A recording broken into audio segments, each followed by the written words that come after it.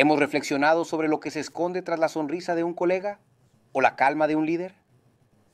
En esta ocasión, vamos a desentrañar esos patrones ocultos que rigen el comportamiento humano. El objetivo no es juzgar a nadie, sino entender cómo funcionan las cosas para alcanzar un dominio de la situación y de nosotros mismos, y que muy poca gente consigue. Vamos a partir de esta idea muy provocadora. Significa que lo que mostramos a diario es, en gran parte, una actuación, una fachada que construimos para el mundo. La gran pregunta es, ¿qué es lo que se esconde detrás de esa máscara? Y por cierto, esto de actuar y de fingir no es algo que surja de la nada. Es algo que aprendemos desde que somos bien pequeños. En primer lugar, lo hacemos para que nuestros padres estén contentos. Y después, para que nos acepten en el grupo. Ya de adultos, perfeccionamos el arte de proyectar esa imagen que consideramos que nos beneficiará más. Y de esta forma nos convertimos en verdaderos maestros. Aprendemos a poner una mirada de lástima para conseguir lo que queremos, a callar lo que pensamos o adular a nuestros superiores. Son habilidades que usamos en este mundo. Pero, sin duda, aquí es donde reside lo interesante. Estas máscaras no están hechas de acero. Por el contrario, ocultan profundas grietas. Y si la presión se ejerce con la fuerza suficiente, la máscara termina por estallar, revelando la cruda realidad. Esa es la verdadera prueba de fuego. Cuando el estrés nos desborda, es como si la parte más racional de nuestro cerebro se apagara y las partes más primitivas tomaran el control. Y es justo en ese momento cuando afloran la paranoia, la ira o la mezquindad que tanto nos esforzamos por mantener a raya. Un ejemplo es el de la antigua y poderosa Atenas. Con Pericles al mando, la ciudad vivió una edad de oro. Pero, cuando él murió, la presión de una guerra devastadora y una plaga mortal cambió absolutamente todo. Los atenienses se dejaron llevar por el pánico, abandonaron la lógica y tomaron decisiones desastrosas, como aquella famosa expedición militar a Sicilia, que acabó siendo su ruina total.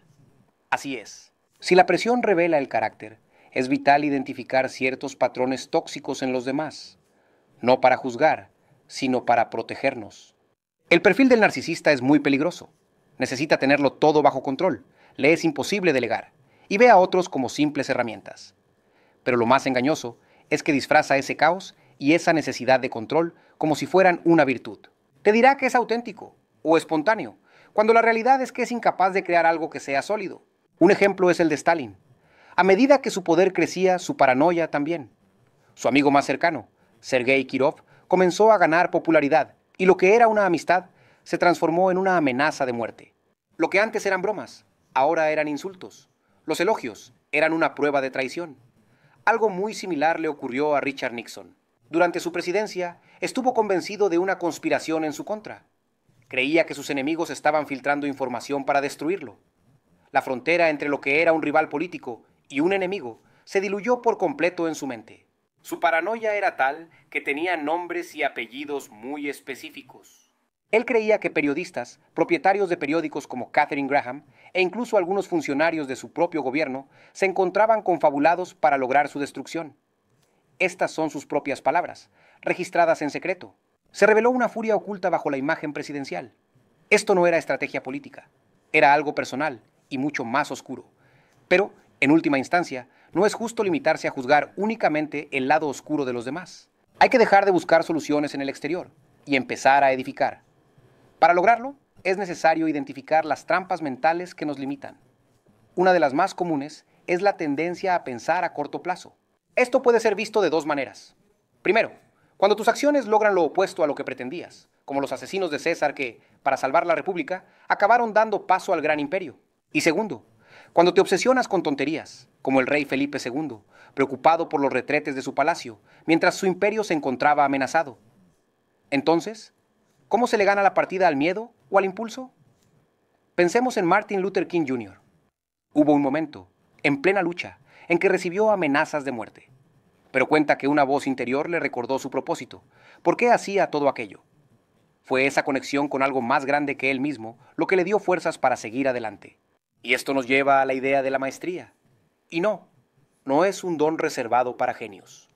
Es la capacidad al alcance de cualquiera a través de la vocación, el aprendizaje y mucha práctica. Es sin duda la forma más elevada de poder que existe. Y así llegamos al meollo de la cuestión, porque entender la naturaleza humana no tiene por qué convertirnos en cínicos. De hecho, puede ser justo lo contrario, la llave que abre la puerta a nuestra propia liberación. La historia del escritor Anton Chejov es el ejemplo perfecto de esto. Creció con un padre maltratador, pero en lugar de quedarse atrapado en el rencor, aprendió a definir su propio valor.